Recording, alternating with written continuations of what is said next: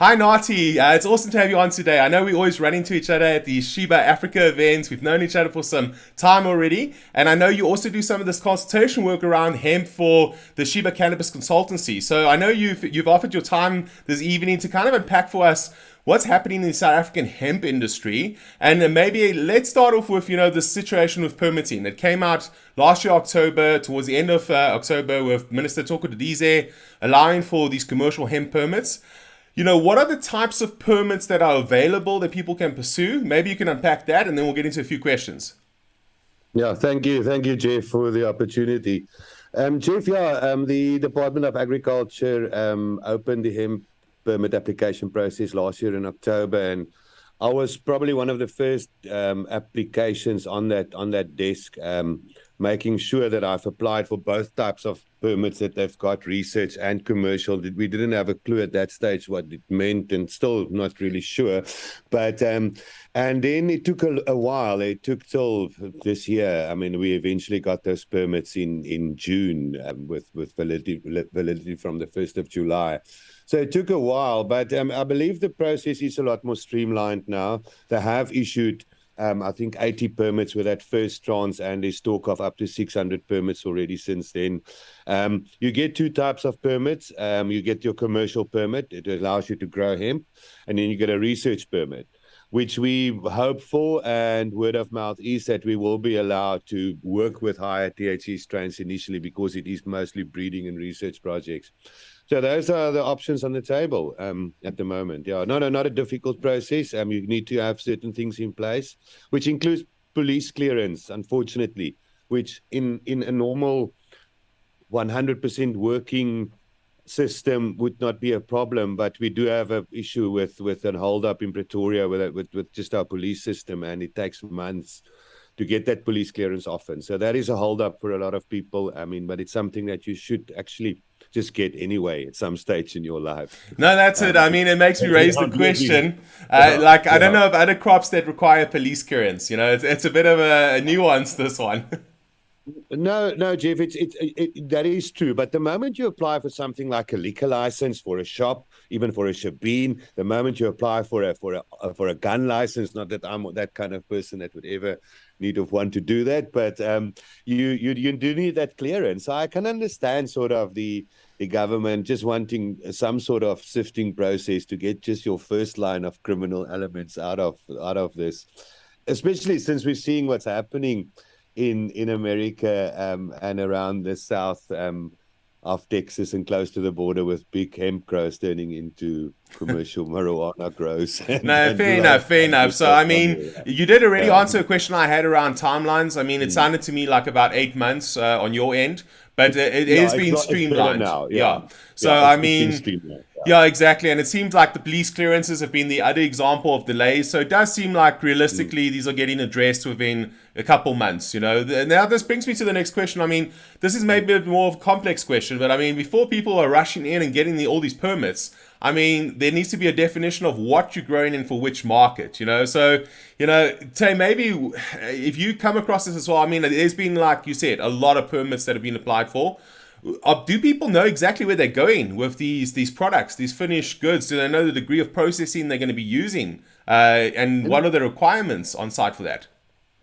Yeah, look, Jeff, nobody really knows. There's very, very little offtake in industrial hemp in South Africa yet, because the years of research that has been done has been shrouded in a bit of a cloud of secrecy, and a lot of the research that's been done has been sort of not really applicable to what we want to do with this industry today. So a lot of research still needs to be done, and I think even whether there's a distinction now between research and commercial permits, we're all doing research now.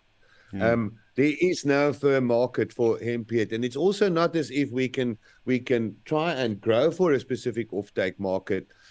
We don't even have a sample product in our hands yet.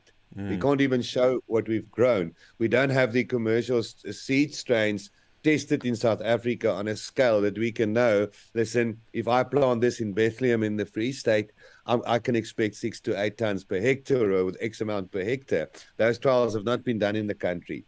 And that's why I think it is important that we go into a phase which I call commercial trials now, where it makes sense for government to just cap it at 50 hectares so people don't burn their fingers too badly in this.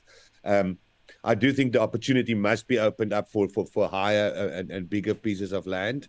I believe, interesting enough, that is actually an international quota issue. Oh, really? The 50 hectares? Yes, I've just heard today that the Institute for Science and Biotechnology, their whole phytoremediation project, could only get a 50-hectare permit from our government, and they've applied to the International Narcotics Board and just got a 20,000-hectare exemption from the quota. Okay. Which I find very interesting. I just had a chat with someone today about it. It is an interesting regulation. So whether that's government or not, I think it's a sober way to think of it, to limit people to that, and not overgrow it, because we are in early phases of this industry. I mean, it is like any other agricultural commodity. If you talk to the guys now that brought blueberries to South Africa, that was a 20-year process. Yeah. Before farmers really farmed blueberry commercially with the offtakes in hands for the European markets, into the supermarkets and everything, before they've got a package to actually sell to another farmer. That's just the way it is. So, no, absolutely. I think also from the 2018 Farm Bill, the US rushed in. And I mean, I'm sure you also attend a lot of these global hemp association meetings. And I mean, it really feels like after so many years, they're still figuring it out to a large extent. And I think that's very reminiscent of, it's an industry that's taking time. And luckily, we can learn from different markets and from people that have had a bit of a head start and know what we need to commercialize around. I wanted to get back to in terms of the yields and the hectareage, because you have some experience here you can speak to in terms of, in terms of the amount of seeds required. I mean, let's firstly maybe talk about, where do people get seeds and what is the qualification for that? I mean, because I know a lot of it's based on phytosanitaries, bringing them in. There's not really too much of a sourcing like distribution center domestically for this. Can you maybe speak us through the seeds, and then we can maybe talk about the amount of density of seeds required per hectare? Yeah, look, the seed at the moment, we're importing seed from, we can import seed from any country in the world. There's no real restrictions on that. But it needs to go through our normal phytosanitary certification. And also they require us to import certified seed, which is certified in the market where it comes from, for being below 0.2% THC. That is the major requirement here. Okay, so it's a lot like the European catalog. That's right. Yeah. So that is safe into South Africa. We're allowed that. Then there's also a process to apply for uncertified, unregistered seed. Also a process to apply to use locally bred varieties. It's forms that you need to fill in and comply with. I haven't successfully done that yet, but I mean, I believe that process is going to also certify other seeds. Now there are a few companies that have taken the step to import seed into the country, that's taken that risk, and we believe that within the next month or two, seed will be available on the South African market. Price-wise, that will come in, and I know it's very fluctuating at the moment. The rand is very, very weak, but we're looking at between 8 and 12 euros per kilogram for the seed, which makes it still expensive against other commodity crops. But it makes it becomes just a little bit more affordable than it was in the past. And it's not like cannabis seed that you buy and you pay that sort of price for one or two seeds. It is for a kilo of seed. So yeah, that's sort of the cost. And then the density, you're going to look at between 50 and 80 kilograms per hectare, depending on your end goal. If it's more for textile purposes, you will plant denser, and if it's for food and for the inner herd, then you would plant at a wider spacing. Okay. So that's basically, so you're looking at about 500 to 700 euros, which then can be looking about 10 to 15,000 rand probably per hectare for your seed. Okay. At this stage. All right. I mean, because that also brings me in maybe to a question around, the density. I mean, often we hear about the longer days in the Northern Hemisphere in certain jurisdictions. It's conducive for higher density of biomass. We do, however, benefit, obviously, from having longer summers or longer periods to grow for. How does that factor, kind of balance itself out? I mean, you've got to probably be strategic about how you approach it. No, look, we just don't. The daylight hours just don't add up at our latitudes like you do in Europe, where you've got these 22-hour days in summer. think our maximum daylight in Cape Town is, I think, just over 14 hours, 14 hours 30, something like that, is right at the height of summer. Now, we do have a better light intensity. We are closer to the equator. We're closer to the sun in theory. So we do gain that, but we never get to that point where we add up all those sunlight hours and turn that into carbon that they can do in Europe and in the sort of much higher latitudes. So that is a problem in South Africa. If we ever want to grow hemp, sort of, and that is because it is photo period specific. I think most people know that like cannabis, hemp is photo period specific. So it needs long days to stay in the vegetative period stage. So once it gets below 12 hours, more than 12 hours of darkness, the plant goes into flower and then flowers and dies. And we want to create biomass in hemp. So we need to extend that period somehow. And that is either through specialist genetics that we can do earlier plantings, long flowering varieties like we get in our landrace strains, where we've got these sativas that flower and grow almost a full year from beginning to end, where you do get lots of biomass.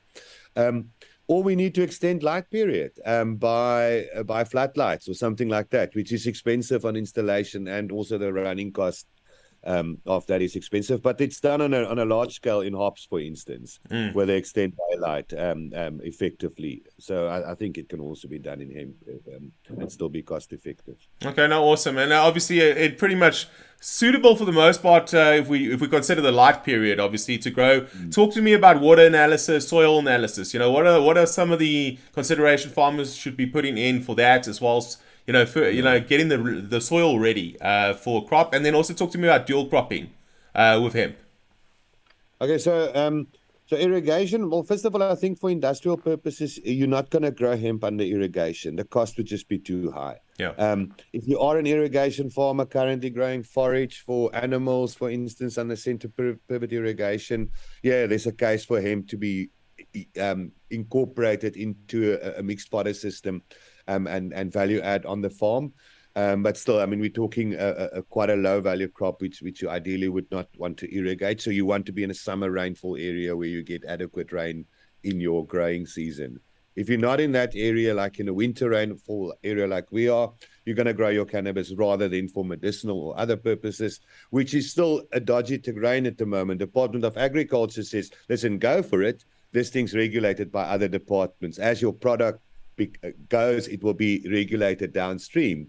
But I mean, then SAPRA still sees themselves as the custodians of that, so they won't allow it to be grown under those conditions. But if that opens up, which we believe it soon will, then it becomes important. I mean, then you can grow in marginal areas under irrigation very effectively, medicinal or cannabis for other human consumption, like for smokable flower or whatever. So then you need proper water. That your pH in the soil around 6.4 is ideal. Not too acidic. You never below 5.5. Your water must be neutral. People do use filtered water. I grow naturally, biologically. We want high quality water, preferably World Health Organization drinkable for life type of certification for it. If you don't have that, then your cost of filtration will just go up. That's the only thing. The dirtier your water is, the higher your cost of filtration will be, and you will have to filter them. And then soil, cannabis has got very specific growth needs through the season, but it is quite forgiving on soil conditions to begin with, because it is a bit of a soil regenerator and an accumulator of minerals that are otherwise not available in the soil. But you would start with a decent soil analysis and get to your sort of crop levels. That would be, if you need to talk to an agricultural consultant, to start off similar to something for maize or sorghum or something like that. You just have a balanced ratio in the soil to begin with. Okay, awesome. Yeah, I mean, just to highlight your point, SAPRA still holds the regulatory position on consumption for humans and veterinary application. So that needs to be cleared. And that's obviously where there's this constant back and forth between DOLRAD and SAPRA and, the end use of the plant. but it also extended from obviously SAPRA to the GACP cultivation, which has been the kind of the whole discussion about these 80 licenses under the Section 22C1B for cultivation. Now, but back to hemp on the aspect of harvesting, storage. What are some of the kind of key utilities? I mean, you can probably get away with just a bucky for small volumes of hectareage. Are there any specific implements you might want to have on the site or develop or aspire to in the future? So Jeff, that actually touches. You mentioned dual cropping Yes. just now, and I didn't get to that. But that actually comes up here too. That the moment you want to dual crop and use hemp for different purposes, if you want to harvest the seed and you want to harvest the herd and the fiber, your harvesting process becomes a lot more intricate. Your equipment that you need for that becomes a lot more specialized, because you then need a machine that can cut at the bottom and at the top to take off the flowers and the seed at the top, then cut off your branches and throw it in windrows to be retted in the field afterwards for the hemp to be used for industrial purposes, or then picked up or chopped and whatever if it goes for other processing. So it becomes a lot more intricate. If you're going to use hemp for one purpose, say you only want to use it for seed, it is very, very easy to run it through a combine harvester with a few modifications, with a modern combine harvester. The same if you want to run it for I mean, you can harvest quite a lot of hemp by hand and make quite a lot of craft rope and string and craft articles out of it. It's been done all around the world, but then they don't deal much with the other aspects of it. They only use it then for the fiber. So that is the basis of it. I mean, yeah, there's a major big craft industry potentially out of hand labor and hand working it, but once you scale it up, it is specialized equipment. And I think I would really recommend people to, once they figured out how to grow this, to really specialize. You don't grow grapes for table grapes and for wine grapes. It's two different. It's the same here. You grow hemp for industrial purposes, for building or for textiles or for biofuel or for carbon sequestering or whatever, or you grow it for food or you grow it for medicine or whatever. And that simplifies the whole process. I think we overthinking this because we want to get so many users out of this plant at once, that the multi-cropping system actually just complicates matters, and it's easy to burn your fingers here and actually lose a lot of money in the process and not have any one good crop. No, 100%. The same goes for processing too. You get these amazing big hemp processing units that does 7 different functions, but it doesn't really do any one of those functions well. And that is the problem with it, I think. Yeah. So in that, I mean, let's talk about that implement you talked about that cuts at the bottom and strips at the top. Have you seen any of that in South Africa? No. So we're still quite a bit away, Yeah, the Henry's hemp harvester has an agent in the country. We hope to soon have a tire kicker of that. But you also know that in this industry, often those tire kickers are then shrouded in agreements with the client again, and you're not allowed to take your client to the tire kicker. But we will soon have one running in the country to see. Well, this season still. If everything falls in place between the manufacturer and the supplier. Yeah, no, I think so. This brings me to the aspect. I mean, I'm seeing the benefit of obviously limiting the 50 hectares because it does force people to not burn their fingers too quickly. But what it also simultaneously does is it kind of does form a reliance on a central aggregator for the processing, because no one's going to really invest in that much processing equipment if their input materials limited 50 hectares potentially. So this is where I'm seeing the need for a lot of collaboration. I mean, for someone to really invest in the degree of processing we would need to really be competitive in different areas, especially if we're going towards textiles. It would take a long time. We can maybe talk about that, but I mean, we do need this almost a lobby of everyone coming together in the hemp space so that the offtake is centralized to someone who's able to invest in a fully functional, full decortication, all the rest, so that there's almost a hub in different provinces. That what's your view on that? Is that maybe the one limit with the 50 hectares? No, it is limiting. Look, the transport of hemp is also a limiting factor if you talk about central aggregators on the other side, because it is a bulky substance. I mean, it's a ton of dried hemp is about 10 cubes before it's compressed. I mean, it takes up a big truck. So it's about 100 kilos in a bucket, and a bucket is full. I mean, that's just how bulky it is. So and you need a proper transport system to really aggregate beyond just areas. But it is a good idea. That is what we need in this country, and it's really I'm one of those people that really don't want government to do much. We want them out of industry just there to facilitate and not do much more, and just create platforms for us to operate on. But this is an area where I think the benefit speaks for itself, and where government should step in and invest in at least 3 or 4 regional, rather bigger processing plants, so that we can really get the industry going. The model for the private sector is really not yet there. Jeff, if we look internationally at big hemp processing plants in these new areas in America, in the US, it's in the established markets like Ukraine, France, and so, where they're doing well. But the new setups are just not getting there as far as the financial returns are concerned. So the model is difficult to make this work. It is amazing, these companies that have started with products and big projects, with imported products, was created offtake now for us in South Africa, like we have now with a major brick making project that's going on. So there is definitely an offtake for that available. There's an opportunity there to invest specifically for that, to invest for the equipment, which is not that complicated and not that intricate. So yes, I think that is a good way that we're moving towards that. We have actually created, despite all the obstacles in our way, we have actually created quite a viable industry, to the point where we've bought up quite a lot of Europe's hemp herd this season. That's been imported into South Africa, which is a shame, really, because we could have grown this in South Africa last year.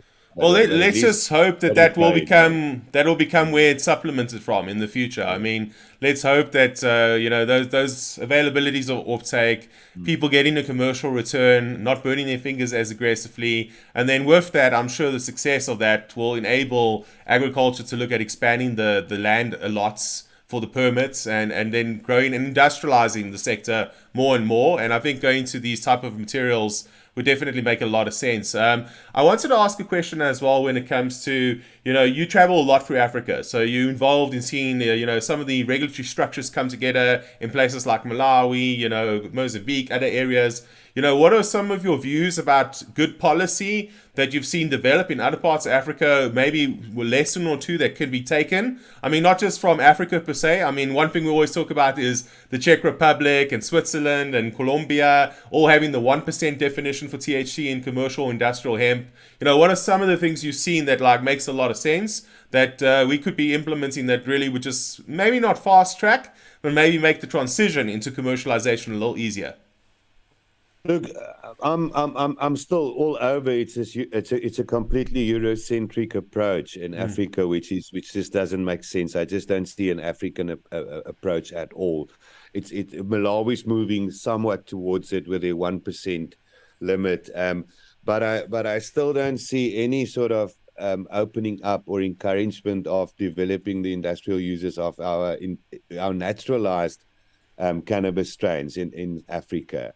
Europe doesn't have that. They don't have cannabis naturalized into their population, into daily use and consumption, like we've had for 100 years in our society. They don't have those deeply entrenched land-raised strains that could as well be used for industrial purposes. And I don't see any encouragement in Africa even to investigate that. They still very obviously taking their lead from Europe or from America, which I really don't understand why we don't see the opportunity to create our own industry and show the world what this is about, and ignore all these stupid guidelines internationally on hemp, which doesn't really mean or stand anywhere anymore. Yeah. So Jeff, I don't see much progress on that. There's a lot of talk, and again, I think it's the same in South Africa. that what is on the rule books and in the regulations and what people get away with on the ground is not the same thing. Yeah. So I do think we do see a lot of lenience on the ground. And I think we saw a lot of lenience in South Africa also on the ground, where government realized that they have to put their hands up into the air a bit and let this thing run, because there's no way that they will be able to fight this in court because of the lack of guidance and the way that the legislation's been handled up till now. Yeah, no, the gap between legislation, enforcement, it's worlds apart. The disparity is always difficult because it makes industrialization difficult, because people are trying to figure out the rules to operate by. If you're a business, you have to invest in assets to scale, and you don't want a seizure or an issue related to that. So look at that. That's growing pains of any nascent industry. The one thing I wanted to talk about, because you mentioned the domestic genetics, and I think we need to touch on that because.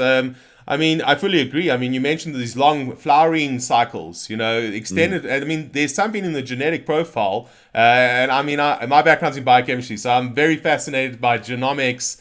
Where are the plant breeding rights in terms of hemp and cannabis in the country? Is there still a lot more that needs to just be addressed in that space? Because, if anyone wants to come in and really start to develop those breeding aspects around these commercial strains and really highlight the benefits. Where are we? Because last time I checked, I believe that it still wasn't a registered crop. There were limitations here, the Plant Improvement Act. What's your view there? Look, the hemp is now an industrial crop. It's just by a very, very stupid, unscientific definition. That the way hemp is defined by only its THC content, in the flower, in the plant, you cannot botanically classify a plant like that. So that is the problem with it. But once you've got hemp in your hand, it is an agricultural crop, as defined by the Department of Agriculture, or defined by the hemp guidelines.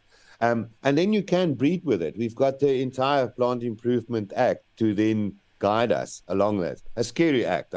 For someone that doesn't farm, that doesn't know, this is criminalized. You can go to jail for a lot of other things beyond cannabis in this country. For taking unregistered plum variety to market, you can go to jail for 20 years. Sure. That is the Plant Improvement Act. And with very, very strict guidelines around genetics and how to conduct breeding and research programs that you have to comply with. And you need to familiarize yourself with that act and read it and need to know it. Well, in that regard, let's be glad. Let's be glad there's a disparity between enforcement and regulation. Last thing you want to do is grow plums and then be in lockup. And you were avoiding cannabis, and Fort Plums was a conducive market. Exactly. So. No, absolutely. I think that's a discussion to itself, because there's probably a lot to be unpacked there, and probably have a lawyer on to give us some legal counsel. And lastly, I'd like to end off with, in terms of where do you, and this is always difficult, but realistically, you are watered down in terms of having been around the plant for so long. You know what the limitations have been for years now. You've applied it. You've grown in the desert. Where do you see the short-term wins for South Africa, and where do you maybe see the industry if we just jump forward, let's say, to 5 years in the future? What needs to happen to really make this similar to how the president reached out in Sona and said, let's create 100,000 jobs? What would we need it to try to see that? And is that even viable? We've talked about viability. Maybe 100,000 is a stretch, but what kind of support, where's your crystal ball maybe for the next 5 years?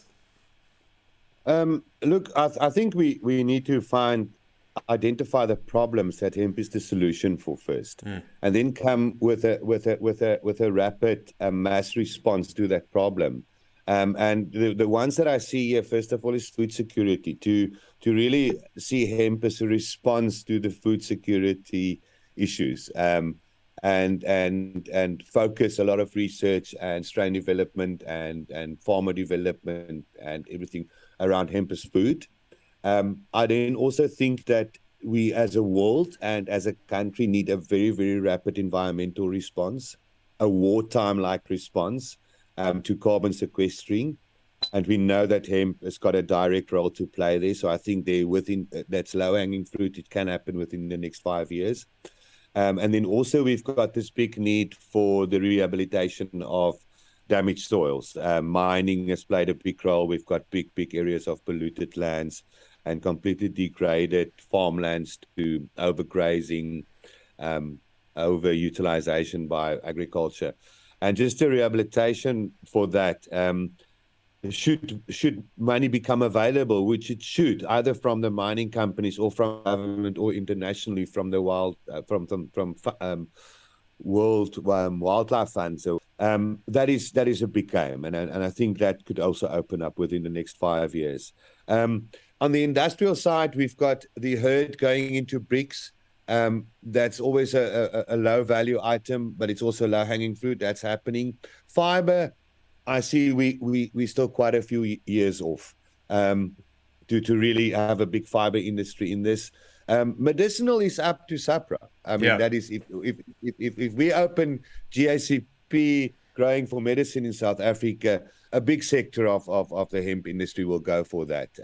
It will probably stifle industrial hemp for a while, like it did in America, and then it will open up. But that is the sort of natural progression of the industry that we. No, absolutely. I mean, that answers it, Jeff. I mean, you did. I mean, such a dynamic industry. I mean, that's why we can talk about this for hours and hours. We've actually, I think you mentioned earlier, we've sort of grouped our expertise in this new consultancy group under the Chiba group now, specifically because this industry is so dynamic and just so many faceted that we really started to bring in expertise from outside of the cannabis industry, but to come in with the expertise that is needed now in the hemp industry. So to really just sort of look at this thing holistically and cover all aspects of it. No, absolutely. I mean, as the industry modernizes and develops, specialty areas have to be the same thing. You can have equipment that does 7 processes, but it doesn't do it particularly well for any of those 7. So that's why you need specialists in different areas to just speed up. And, core consultancy groups help with that. I wanted to mention, I mean, you mentioned this area. I mean, I can also see the carbon credit, the global carbon credit community also becoming a big player in the next couple of years. Where developed westernized economies are, referring their assets and buying up certain carbon credits from places like Africa, because we are dealing with a global economy around climate change. So hopefully those kind of mature developments will also develop in the space. Hopefully see things around remediation, like you said there. So I want to say, Natie, thank you. I mean, this was a really nice conversation. We covered quite a lot. I think you've answered a lot of the questions that have been out there. I'm sure we're going to be checking in again very soon and see how things have scaled and rolled out. And for anyone who's looking for more expertise from Natie, be sure to reach out to him. Feel free to reach out to the Chiba Cannabis Consultancy. And with that, Natie, thanks for taking time in your evening to have this discussion and sharing your knowledge. It's really been insightful. It's a pleasure, Jeff. Thank you. Awesome.